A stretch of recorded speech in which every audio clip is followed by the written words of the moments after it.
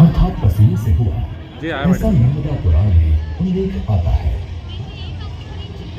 कि भगवान शिव ध्यान की अवस्था में थे और माथे के ऊपर का पसीना टपक कर जमीन पर गिरा, जिसमें से एक अत्यंत सुंदर कन्या की उत्पत्ति हुई। भगवान शिव ने जब आंखें खोली तो उस कन्या को देखकर चकित हो गए और उससे पूछा कि वो कौन है। तब श्री नर्मदा जी ने कहा कि वो उनकी पुत्री है।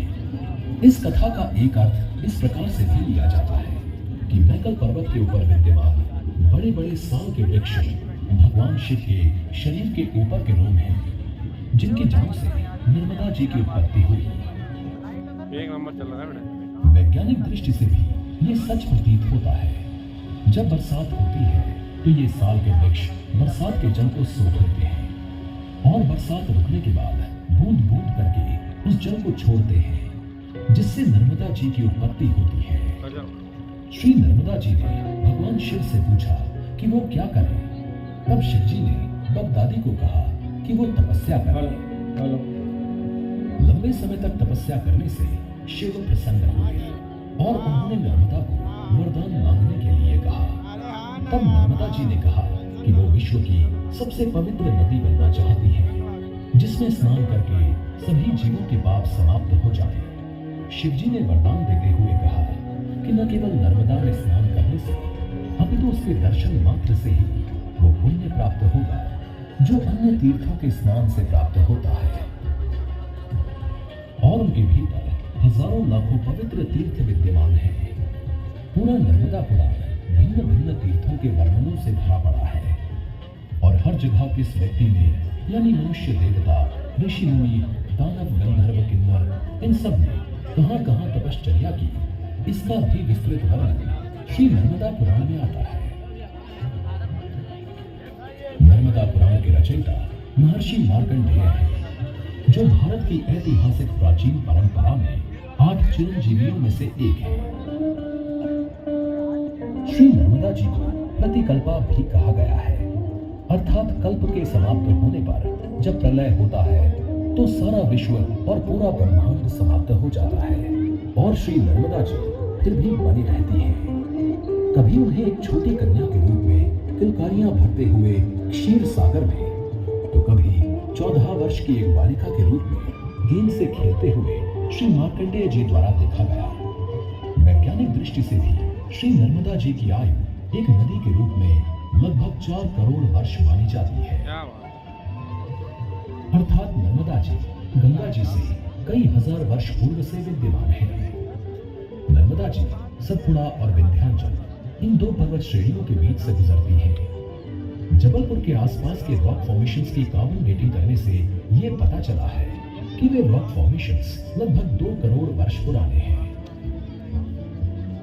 आधुनिक विज्ञान भी इस बात को मानता है कि भारत उपमहाद्वीप का भूखंड समुद्र में धीरे धीरे खिसकते हुए आकर एशिया से चिपका, जिससे हिमालय का निर्माण हुआ और फिर हिमालय के ग्लेशियर्स का निर्माण हुआ और फिर उससे गंगा जी का निर्माण हुआ, जबकि भारतीय भूखंड में नर्मदा जी पहले से विद्यमान थी।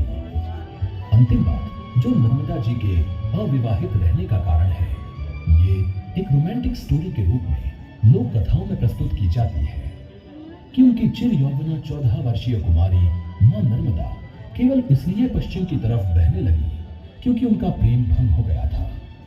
वास्तविकता ये है कि वो एक किशोरी कन्या है जो सभी नदियों से अपनी भिन्नता को दिखाने के लिए पश्चिम की ओर बहती है। नर्मदा के स्वरूप को लेकर भी हमें स्पष्ट पता होना चाहिए कि श्री नर्मदा जी शिव स्वरूपा है। मृग चर्म पहनती है और सिर पर, कमर पर, बाहों में, कलाइयों में गहनों की जगह सर्पों को धारण करती है। एक हाथ में त्रिशूल तो दूसरे हाथ में शिवलिंग को हृदय के सामने पकड़कर मगरमच्छ के ऊपर बैठकर जल में विहार करती है। उनकी सहेलियों के रूप में उनकी अन्य लगभग 40 प्रमुख उपनदियों को देखा जाता है, जो स्थान स्थान पर नर्मदा जी के बहाव को प्रकट करती है। ये भी कहा गया है कि कलयुग के आने पर नर्मदा जी अपने प्रभाव से अन्य नदियों को जीवित करेंगी, जिसका प्रत्यक्ष उदाहरण श्री नरेंद्र मोदी जी के द्वारा नर्मदा जी के जल को साबरमती में और श्री शिवराज सिंह चौहान जी के द्वारा नर्मदा जी के जल को क्षिप्रा नदी में छोड़कर देखने को मिलता है। क्या बात है। तो कहा जा सकता है कि साबरमती और क्षिप्रा इन दोनों को ही नर्मदा जी ने जीवन दान दिया। श्री नर्मदा जी विश्व की एकमात्र नदी है जिनकी परिक्रमा की जाती है। ये परिक्रमा यदि विधि विधान से की जाए तो इसमें 3 वर्ष 3 माह 13 दिन लगते हैं। ये परिक्रमा एक श्रेष्ठ स्तर की आध्यात्मिक साधना, एक प्रकार की तपस्या मानी जाती है। इस परिक्रमा को श्री मार्कंडेय जी ने 12 वर्षों में किया था। हजारों साधकों को परिक्रमा के दौरान श्री नर्मदा जी के आध्यात्मिक अनुभव हुए हैं। कईयों को दर्शन हुए हैं, कईयों की इच्छाएं पूरी हुई हैं, क्योंकि लोगों से मुक्ति हुई है। आज नर्मदा जी पर बने हुए बड़े बड़े बांधों से बहुत बड़ी मात्रा में बिजली उत्पन्न होती है, जिसने मध्य प्रदेश को पावर सरप्लस स्टेट बना दिया है। मध्य प्रदेश में लगभग 60% इन बांधों के जलाओं द्वारा सिंचित किया गया है, जिसके कारण मध्य प्रदेश को लगातार 7 बार कृषि कर्मण अवार्ड प्राप्त हुआ है। श्री नर्मदा जी के तटों पर एक से एक सुंदर पर्यटन स्थल विद्यमान है, जिनके कारण जबलपुर के स्वर्गीय अमृतलाल ब्रिटन ने नर्मदा परिक्रमा पर जो पुस्तक लिखी उसका नाम सौंदर्य की नदी रखा। दुनिया की उत्तम मूर्तियों में से एक statue of unity Shri Narmada ji के पात्र के बीच में माननीय प्रधानमंत्री श्री नरेंद्र मोदी जी के द्वारा बनवाई गई है